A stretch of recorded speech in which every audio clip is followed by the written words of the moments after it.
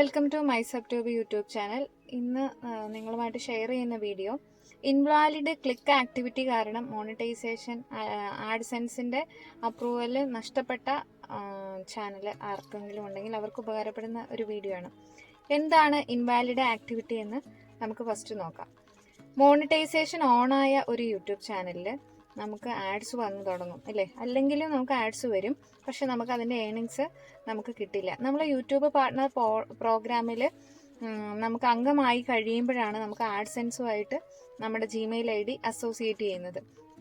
ഇങ്ങനെ അസോസിയേറ്റ് ചെയ്ത് കഴിയുമ്പോൾ യൂട്യൂബിൻ്റെ അൽഗരിതം ടോട്ടലി ഒന്ന് ഡിഫറെൻ്റ് ആവും. കാരണം അത് നമുക്ക് ഏണിങ്സ് തന്നു തുടങ്ങുകയാണ്. അപ്പോൾ അവർ കുറച്ചും കൂടി അലേർട്ടാണ്.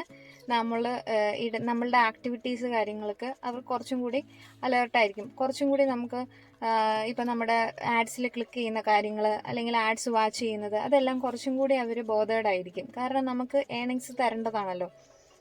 അപ്പോൾ അങ്ങനെ വന്നു കഴിയുമ്പോൾ നമുക്ക് അഡ്വർടൈസ്മെൻറ്റ് ഓൺ ആയതിന് ശേഷം ഇപ്പോൾ തുടക്കക്കാർ പെട്ടെന്ന് എന്താ ചെയ്യുകയെന്ന് വെച്ചാൽ, ഒന്നെങ്കിൽ അവരുടെ അക്കൗണ്ടിൽ അവരുടെ മറ്റൊരു ജിമെയിൽ ID ഉപയോഗിച്ചിട്ട്, അല്ലെന്നുണ്ടെങ്കിൽ മറ്റ് ഫ്രണ്ട്സിൻ്റെ ഒക്കെ അക്കൗണ്ടിൽ, അറിവില്ലായ്മ കൊണ്ടാണ് പലർക്കും ഇത് സംഭവിക്കുന്നത്, ഓൺ ആയിരിക്കുന്ന എല്ലാ വീഡിയോസിൻ്റെയും ആഡ്സിൽ പോയി ക്ലിക്ക് ചെയ്യുക, ഈ ആഡ്സ് വാച്ച് ചെയ്യുക, ആഡ്സിൻ്റെ സൈറ്റിലേക്ക് കയറി പോവുക, ഇങ്ങനെ ചെയ്യും.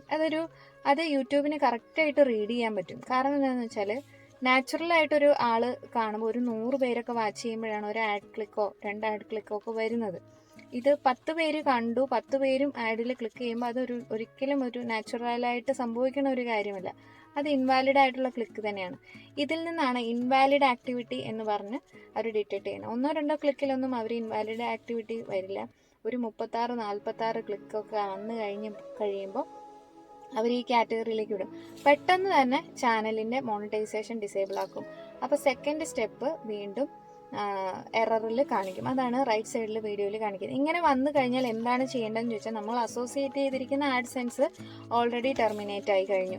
അതിൽ നമുക്കിനി ഒന്നും ചെയ്യാൻ പറ്റില്ല. അപ്പോൾ ഫിക്സഡ് ഇൻ ആഡ്സെൻസിൽ പോയിട്ട് മറ്റൊരു ജിമെയിൽ ID ഉപയോഗിച്ച് പുതിയൊരു ആഡ്സെൻസ് അക്കൗണ്ട് ക്രിയേറ്റ് ചെയ്യാൻ പറ്റുമോ എന്ന് നോക്കുക. എന്നിട്ട് ഈ എററിനെ പരിഹരിച്ച് പിന്നീട് ഫ്യൂച്ചറിൽ ഇങ്ങനെ ഒരു സംഭവം ഉണ്ടാവില്ല എന്ന് ഉറപ്പ് വരുത്തിയാൽ നമുക്ക് ഈ കാര്യം ചെയ്യാം. അപ്പോൾ ഇനിയും ഇപ്പം അപ്ഡേറ്റ് ആയിട്ട് യൂട്യൂബ് ചാനൽ മോണിറ്റൈസേഷൻ ആയ ആൾക്കാർ ഈ വീഡിയോ കാണുകയാണെങ്കിൽ തീർച്ചയായിട്ടും ശ്രദ്ധിക്കണം. നിങ്ങളുടെ സ്വന്തം മെയിൽ ID യിൽ നിന്നോ സ്വന്തം ഫോണിൽ നിന്നോ സുഹൃത്തുക്കളുടെ ഫോണിൽ നിന്നോ റിപ്പീറ്റായിട്ട് നമ്മുടെ തന്നെ വീഡിയോസ് കണ്ട് നമ്മുടെ തന്നെ ആഡ്സിൽ ക്ലിക്ക് ചെയ്യുന്നത് ഇൻവാലിഡ് ആക്ടിവിറ്റിയിലാണ് വരിക.